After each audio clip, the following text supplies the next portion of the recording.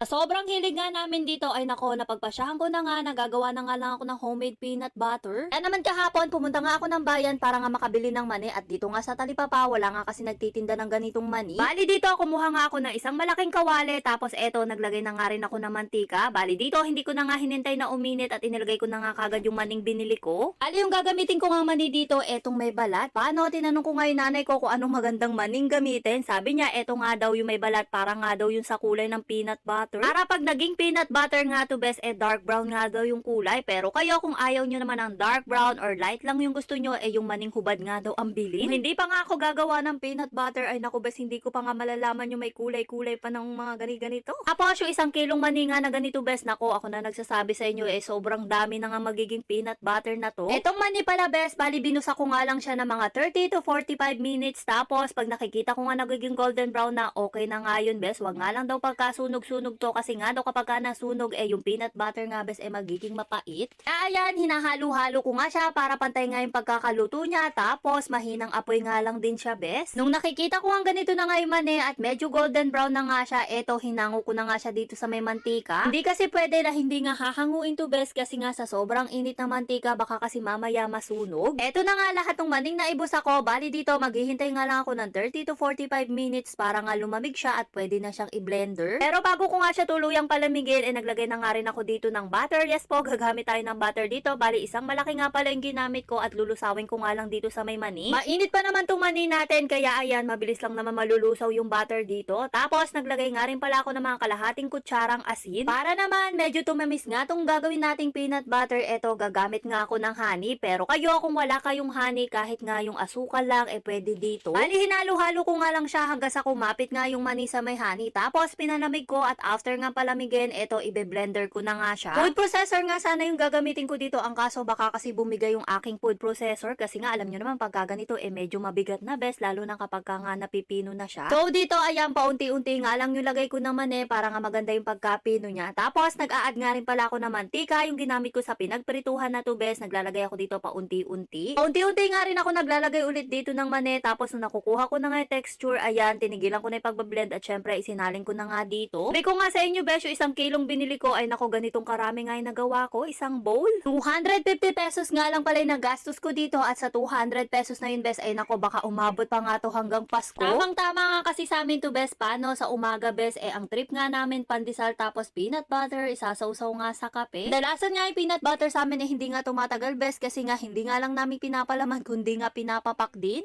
Minsan din best, ang ginagawa ko naman, inahalo ko nga sa ulam tulad nga ng kare-kare. Pero ngayon, tignan nyo naman, sobrang dami ang ginawa ko. Ayan, Andy, ano nga kami ngayon? Peanut butter. Bali, ganitong texture nga pala ang gusto namin sa may peanut butter best, yung medyo malabnaw. Tapos eto, ayan, at medyo mamantika nga din. Pero feeling ko best, kapag ka tumagal to, ayan, lalapot nga din to. O siya, yun na naman ang gusto ko sa inyo. Siya, ano pang ginagawa mo? Ay nako, gumawa ka na nga rin ng peanut butter. Panigurado, marami pa nga yung magagawa.